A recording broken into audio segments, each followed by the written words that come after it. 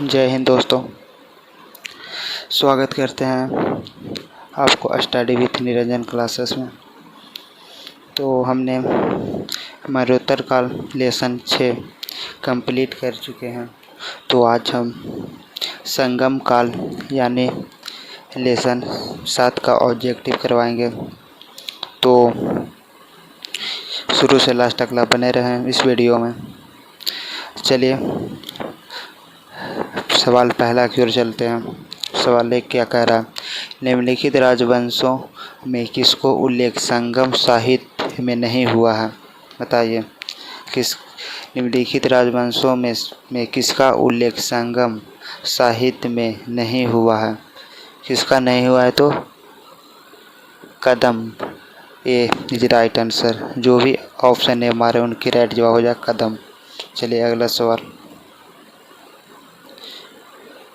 सवाल है, निम्न में कौन संगम युगीन व्याकरण रचना सर्वाधिक महत्वपूर्ण रचना मानी गई?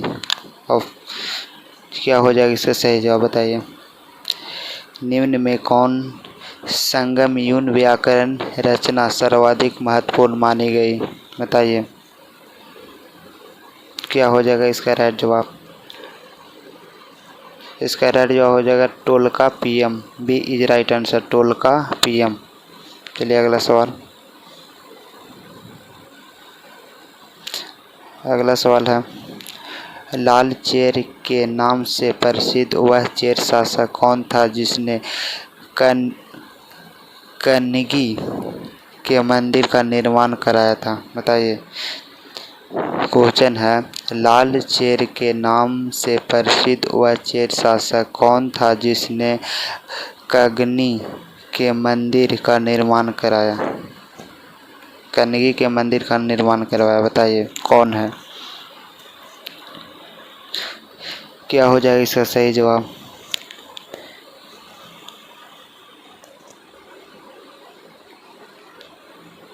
सेनगुटवन is right answer. Option C Senguttuvan इसका सही जवाब हो जाएगा।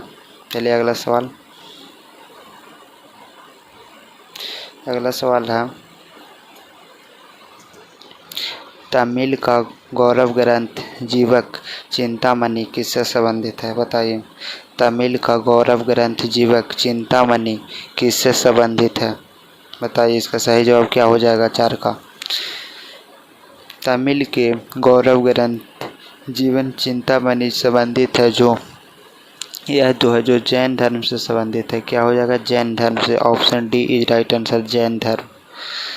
चलिए अगला सवाल है, पुहुर कावेरीपट्टनम की स्थापना किसने किया? पुहुर कावेरीपट्टनम की स्थापना किसने किया? बताइए क्या हो जाएगा इसका सही जवाब। बताइए 5 का क्या होगा राइट जवाब। पुहुर कावेरीपट्टनम का स्थापना किसने किया? बताइए। इसका स्थापना है जो कारिकाल ने किया। कारिकाल ने इसका सही जवाब हो जाएगा। Option A is right answer, Karikala. चलिए अगला सवाल की ओर चलते हैं। अगला सवाल कह रहा है, तमिल भाषा के शिल्प दिकारम और मणि मेखलाई नामक गौरव ग्रंथ किससे संबंधित है? बताइए। तमिल भाषा के शिल्पाधिकारम और मणि मेखलाई नामक ग्रंथ किससे संबंधित है? क्या हो जाएगा इसका राइट जवाब। बताइए 6 का। ये जो किससे संबंधित है, किस धर्म से संबंधित है जो पूछ रहा है, तो ये हो जाएगा बौद्ध धर्म से संबंधित है। Option B is right answer, बौद्ध धर्म से संबंधित है। चलिए अगला सवाल 7 नंबर है प्रश्न, मुजरिस किस राज्य का प्रमुख बंदरगाह था? बताइए। मुजरिस किस राज्य का प्रमुख बंदरगाह था? बताइए कौन सा राजवंश का प्रमुख बंदरगाह था मुजरिस? क्या हो जाएगा 7 का सही जवाब।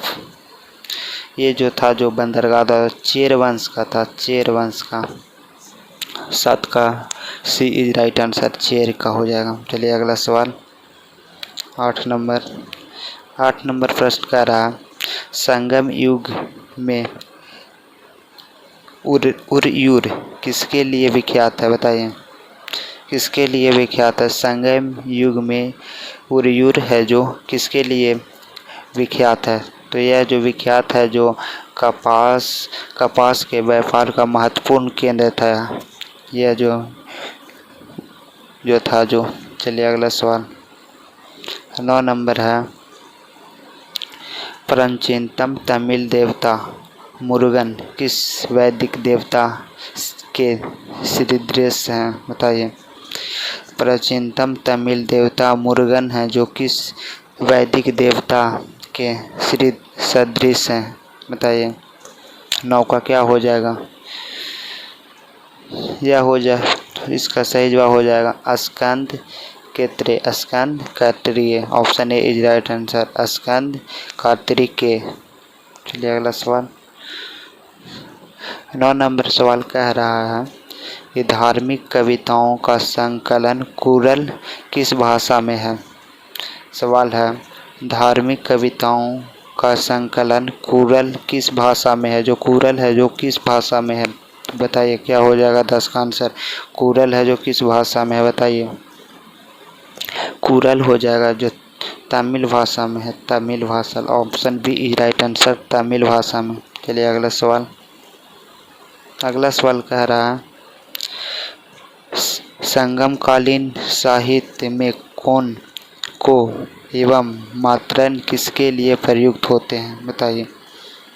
संगमकालीन साहित्य में कौन को एवं मंत्रण किसके लिए प्रयुक्त होते थे, बताइए। क्या हो जाएगा 11 का। तो ये जो होते थे जो राजा के लिए होते थे। Option C is right answer, राजा। चलिए अगला सवाल में 3 संगमों का आयोजन किया गया, बताइए। किस संगमयुगीन राज्य में संरक्षण में 3 संगमों का आयोजन किया गया, बताइए। क्या हो जाएगा इसका सही जवाब, बताइए। 12 का क्या हो जाएगा। तो पांडे राइट आंसर।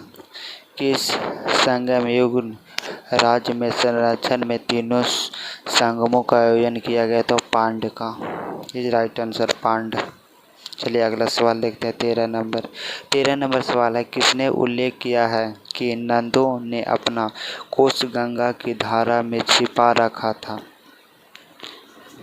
13 नंबर सवाल है किसने उल्लेख किया कि नंदों ने अपना कोष गंगा की धारा में छिपा रखा था।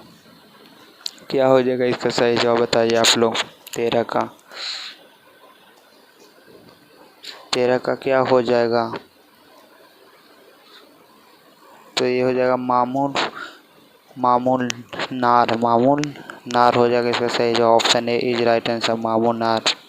चलिए अगला सवाल 14 नंबर सवाल कह रहा है स्ट्रेबो के अनुसार संगम युग के किस राजवंश के शासक ने रोमन सम्राट के दरबार में 20 ईसा पूर्व में लगभग अपना पहला राजदूत भेजा। क्या हो जाएगा इसका सही जवाब, बताइए आप लोग।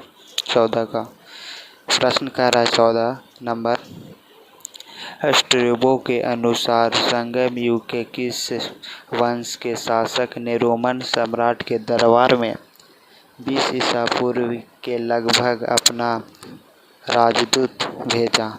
किसने भेजा, बताइए। तो राजदूत भेजा था जो पांड्य नरेश ने, पांड्य नरेश। Option B is right answer, Pandya नरेश। चलिए अगला सवाल 15 नंबर सवाल कह रहा है 15 नंबर सवाल है किस ऋषि के बारे में कहा जाता है कि उन्होंने दक्षिण भारत का आर्यकरण किया, उन्हें आर्य बनाया गया, बताइए। क्या हो जाएगा इसका सही जवाब। सवाल है किस ऋषि के बारे में कहा जाता है कि उन्होंने दक्षिण भारत का आर्यकरण किया, उन्हें आर्य बनाया। क्या हो जाएगा इसका सही जवाब, बताइए। तो Agastya C. Option is right answer, Agastya is right answer, C. चलिए अगला सवाल 16 नंबर सवाल है कपाटपुरम या अल के संपत्र द्वितीय संगम का एकमात्र शेष ग्रंथ कौन सा है। बताइए क्या हो जाएगा इसका सही जवाब। क्वेश्चन कह रहा है कपाटपुरम या अल के समपत्र द्वितीय संगम का एकमात्र शेष ग्रंथ कौन सा है? क्या हो जाएगा बताइए।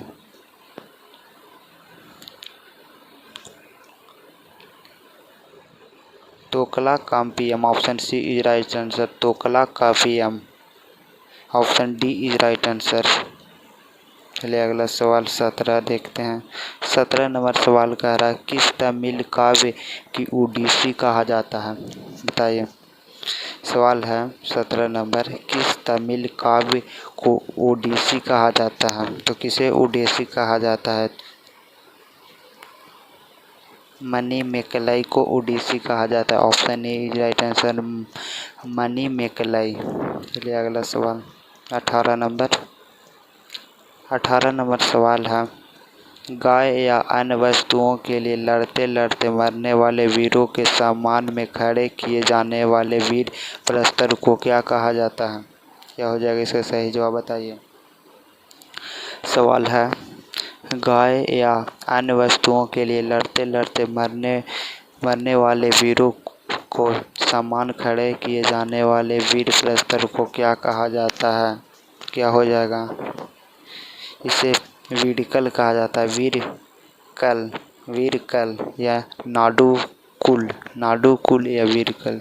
Option B is right answer. चलिए अगला सवाल 18 नंबर सवाल है तोल्काप्पिय ग्रंथ निम्न में से किससे संबंधित है? बताइए इसका क्या हो जाएगा सही जवाब। तोल्काप्पियम ग्रंथ है जो किससे संबंधित है? बताइए 19 का क्या हो जाएगा। ये हो जाएगा व्याकरण और काव्य से संबंधित है। व्याकरण और काव्य से। Option C is right answer, व्याकरण और काव्य से। चलिए अगला सवाल 20 नंबर सवाल है तमिल काव्य को इलियड किसे कहा जाता है? क्या हो जाएगा इसका सही जवाब। तमिल काव्य को इलियड किसे कहा जाता है? बताइए क्या हो जाएगा। तमिल काव्य को इलियड किसे कहा जाता है? शिल्पीधिकारम को कहा जाता है। शिल्पीधिकारम को। Option D is right answer, Silappatikaram को कहा जाता है।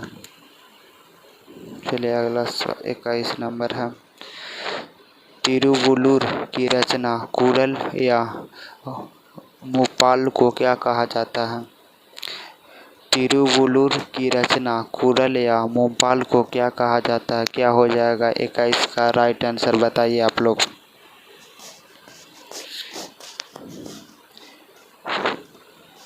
क्या हो जाएगा इसका सही जवाब हो जाएगा तमिल भूमि का Bible. Option A is right answer, Tamil भूमि का बाइबिल। चलिए अगला सवाल। चलिए सवाल हो गया अब ख़त्म, ये लास्ट सवाल था। तो हमने पूरा आपको करवा दिया और कुल हमने 21 प्रश्नों का जवाब करा दिया। तो अगला कल जो होगा जो 7 के बाद 8वां लेसन, कल 8वां लेसन हम कराएंगे आप लोग को।